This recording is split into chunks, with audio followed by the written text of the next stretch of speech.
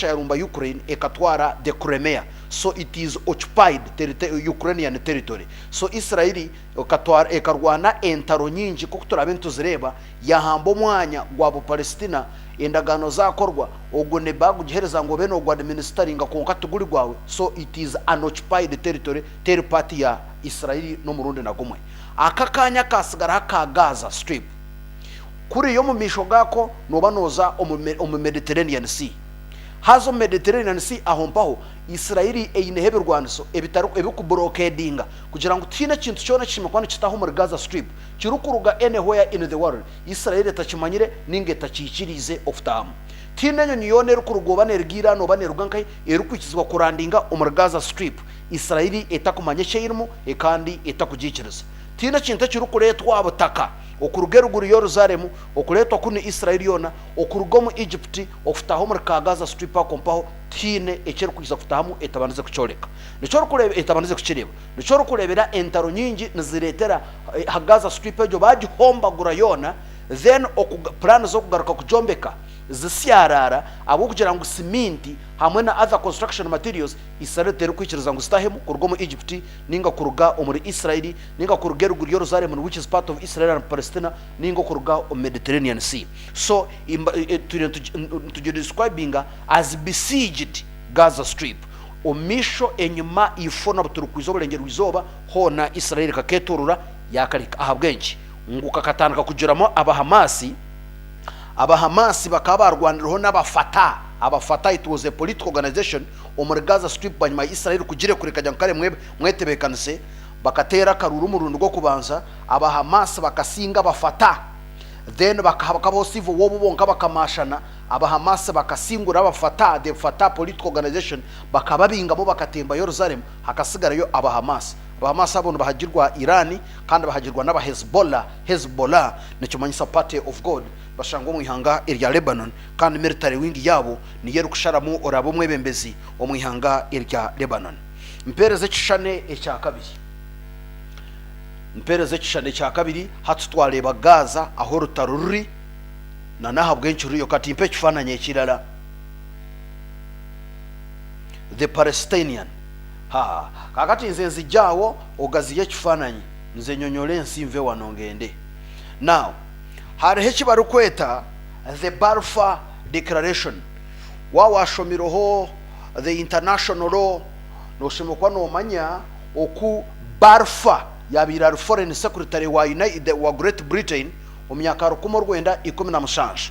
aho batire obanka hura fama principal fabana ketaka squeeze back bana kachi aho kuleba karogo ka Sky TV na program eji ka Sky Express aho karyaho mpaho hahandikiro 1917 agati producer wange simanyo boso bulokajja ukatonotono omusajone bitunga bitegerira ddala kakati katulepuke. Now 1917 in 1917 nyina tureba abashabana bafaki 1917 eje kabero bu Palestina ense yabire nemanywa amahanga gabire gariho recognized ekaberi in 1917 the larger part ekaberi eyaba Palestina aba Israel aho twakabarebere no kubareba twakarebire the Palestine twakarebire aba Israel the Jews the state yabireho ekaberi eyaba Palestina konkobo yabire y'aba Palestina obwiro bwe hakachiro cyo kwata the Ottoman Empire obwiro bwe the times of empires bungereza okubura mahanga buturuki okubura mahanga gayo Germany okutwara obutware bw'amatwari ejo bu Palestina ekaberi hansi yo butware bwa take eyahati eyabire buturuki yobwirobwe omuri the Ottoman Empire na Roman Empire itakisiri aho nubwe twabire tune Palestina abayudaya bali mu justin kabantu ngokuwa kugira ngo echo kurebero eje ni Uganda yona hunkantu manyango abshima nabashangwa nakwecho kurebero ntumanyango abshima nabashangwa muri kazo bashangwa muri kiruhura predominantly kiruhura za Roshere okompaho omurishemba bule na kazomwe mpaho no turukuma predominantly no rukushanga abishima umwanya go baramuno pastorists tumanya how they came along the Nile those Hamites bakuronda lowlands is bunyansi n'amatungo. So ngokuba kwa tumanya kityo abayudaya bakaba bari omunsi yabo Palestina barimu nabo nka tribe the Jews barimo. Urukumo rwenda makumyana na mukaga actually umwaka gwa tutakajiro kompaho umwaka emyaka igana ehingwire ebiro bibiri byo kwezo ku 11 urukumo rwenda 17 owabirari secretary w'enshonga zaheru Arthur Barufa akahandike baruha yebigambo nkaga na mushanju yajhandikira Lionel Walter Rothschild eyabiro rye figurehead of the British Jewish community ebaruha yebigambo nkaga na mushanju ekabanegira ngo kora cyona ekiri kubasika oleboke ngu habaho twatunga obutaho bw'abayudaya omunsi yabo Palestina. It committed the British government to the quote unquote the establishment in Palestine of the national home for the Jewish people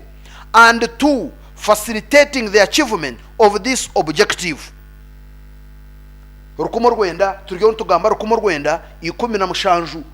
bungereza eyino bushoborozi aharubu Palestina obwe Ottoman Empire buturuki yahereze kugenda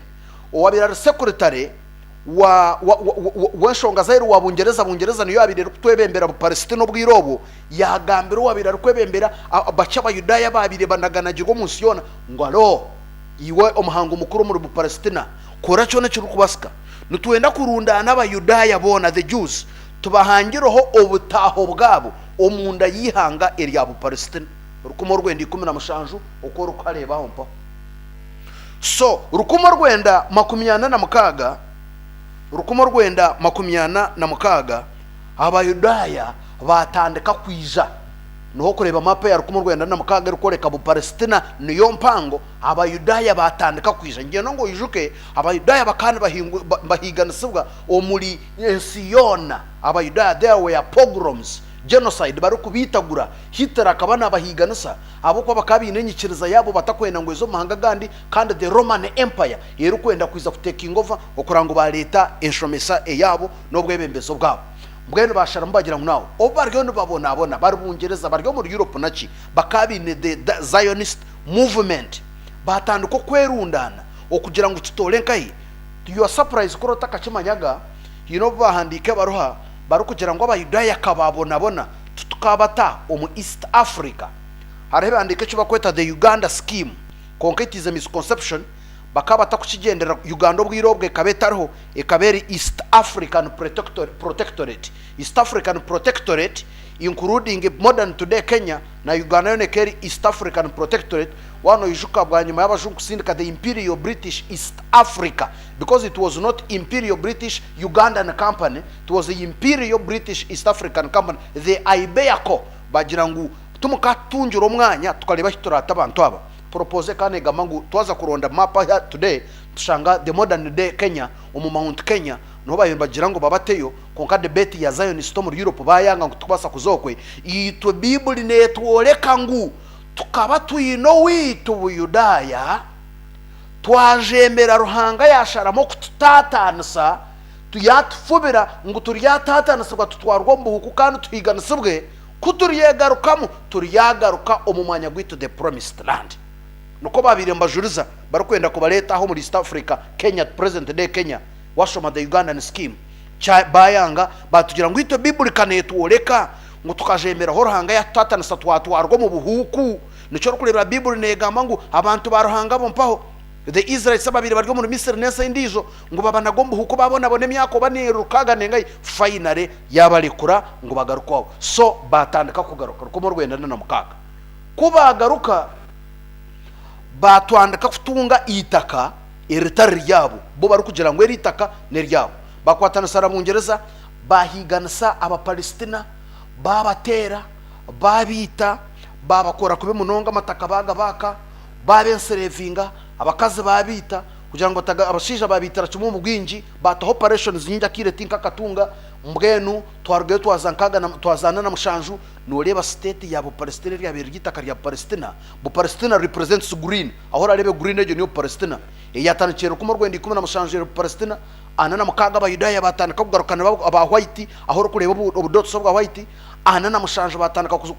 kurwana aba batwalitaka endagano zagira ngo Israeli mu gihereze biciye 5 na mukaga ebirumu ebigyo bwiga byo mu itaka kandi hamwe na mizi aba ya Palestine bagenda kuri baze kwitwa desert yabo tabachikundo butaka bwa rwana rukomo rwena nkaga na mushanju amahanga gabo harabu gaetu matuma gebembirwe Egypt gebembirwe Syria garumo Jordan hamwe na Iraq bakwatarise na Lebanon barumba Israeli emunda yagambo butaka bwa Cheka Israeli bona yabatera abasinga amataka ganda gabo Golan Heights